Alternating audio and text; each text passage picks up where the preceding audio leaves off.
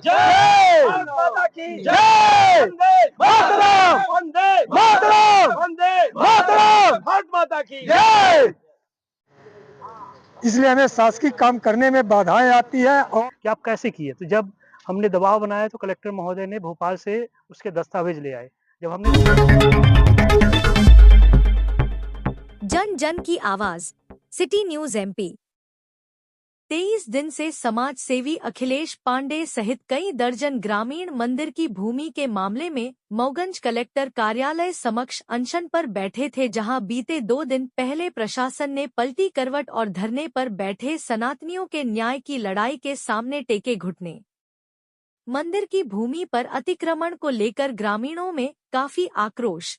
समाज सेवी अखिलेश पांडे सहित समस्त सनातनियों के समर्थन में सभी धर्माचार्य अनिश्चितकालीन धरने पर बैठे थे, जहां आज एसडीएम ने जांच कमेटी बैठाकर लिखित आश्वासन दिया कि 1 महीने के अंदर दस्तावेज खंगाल कर करेंगे दंडात्मक कार्यवाही।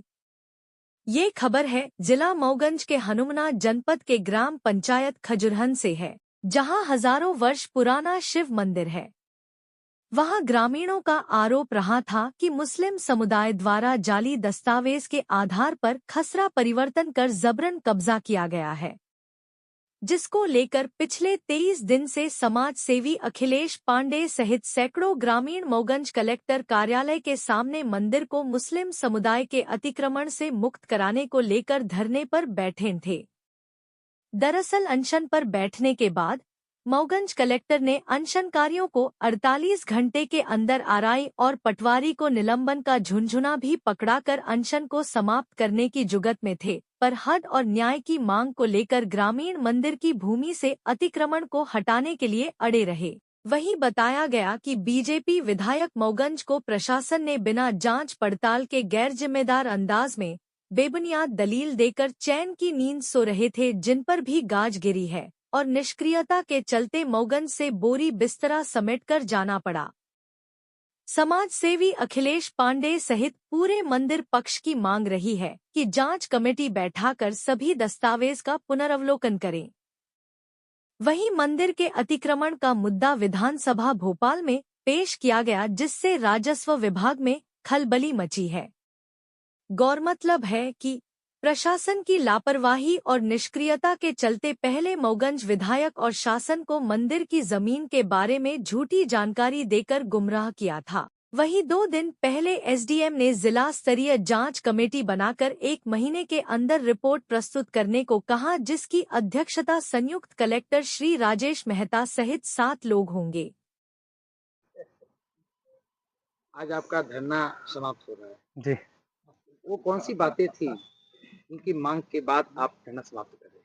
सर्वप्रथम आप सभी को प्रणाम। ये हमारी मांग ये थी कि हमारा हजारों साल पुराना खजुरहन में एक शिव मंदिर था, जिसपे मेला और बाकी धार्मिक अनुष्ठान होते थे, उससे सटे जो जमीन थे, जिसको मुसलमानों ने कूटरचित तरीके से गलत दस्तावेज लगा के और अपने सत्ता शासन का दुरुपयोग करके धीरे धीरे करके पहले वक्फ बोर्ड में दिया और फिर कब्रिस्तान कर लिया, जिसके लिए हम यहाँ पे विगत 24 दिन से अनवरत यहाँ पे बैठे हुए हैं। जब हम कलेक्टर कार्यालय के समक्ष बैठे तो 48 घंटे के अंदर इन्होंने एक सस्पेंशन का आरआई पटवारी को सस्पेंशन का दे के हमें झुनझुना पकड़ाना चाहे कि आप चले जाओ, लेकिन हम उस पर डटे रहे। फिर हमारे माननीय विधायक जी भी आए, वो भी यहाँ पे आए 2 बार और खजुरहन पंचायत भी गए। वहाँ पे उनको झूठा और गुमराह करके उनको गलत जानकारी दी गई जिला प्रशासन के द्वारा कि सारी जमीन वक्फ बोर्ड में है और ये कुछ नहीं कर सकते।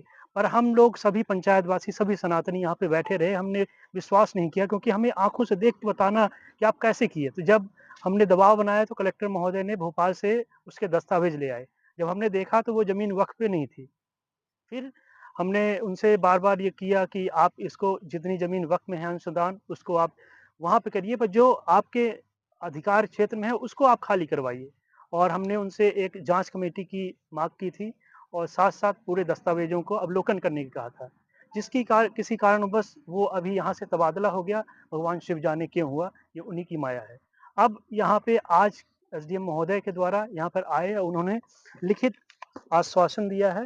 लिखित आश्वासन के तहत उन्होंने बोला है कि 1 महीने के अंदर हम एक जांच कमेटी का जिला स्तरीय जांच कमेटी गठित कर रहे हैं और 1 महीने के अंदर हम इसका पूरा पुनर्वलोकन करेंगे और इसको खाली करवाएंगे, चाहे वो वक्फ हो चाहे जो हो। आज हमारे सत्य सनातन की जीत का एक पहला पड़ाव है और अगर 1 महीने के अंदर इस पे कार्रवाई नहीं हुई, अतिक्रमण नहीं हटा, तो इस बार हम लोग बहुत शांतिप्रिय तरीके से हुए थे। अगली बार उग्र आंदोलन होगा, यहाँ पे 1-2 नहीं हजारों लाखों लोग आएंगे और फिर भगवान जाने क्या होगा। और पता बताइए। मैं भूतपूर्व सैनिक राम रहीश कुशवाहा, वर्तमान सरपंच ग्राम पंचायत खजुरान का मैं सरपंच हूँ। जो कि हमारे ग्राम पंचायत खजुरान में जितनी शासकीय ज़मीन है, 13 नंबर शासकीय ज़मीन है, ये सारी ज़मीनें कब्जा कर रखे हैं और स्कूल की ज़मीन मुसलमानों ने पूरा कब्जा कर रखे हैं। इसलिए हमें शासकीय काम करने में बाधाएं आती है और बच्चों को बड़ी समस्या है खेलने कूदने के लिए। पूरा पंचायत भवन से लगा हुआ है, पूरी जो है शासकीय ज़मीन कब्जा कर लिया है। आंगनबाड़ी मंजूर हुई है 107 नंबर में, जिसमें उसको जो है तो पूरा घर बना रखे हैं और खाली करने में बोलते हैं कि तुम्हारे जैसे सरपंच हमारे पास बहुत आए और बहुत गए हैं।